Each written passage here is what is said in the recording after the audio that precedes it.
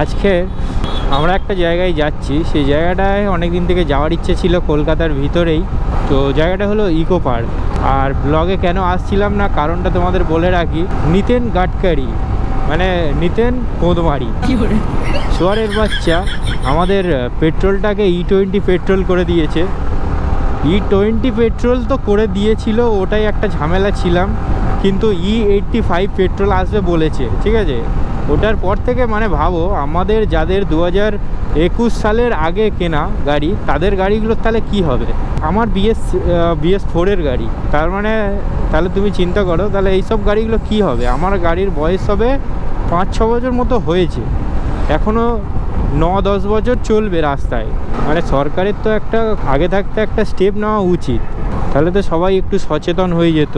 কিন্তু ডাইরেক্ট একেবারে নিতেন গাডকারি নিজের ছেলের বিজনেস বাঁচাতে গাঁড় মেরে দিয়েছে পুরো পাবলিকের, পুরো ইন্ডিয়ার গাঁড় মেরে দিয়েছে।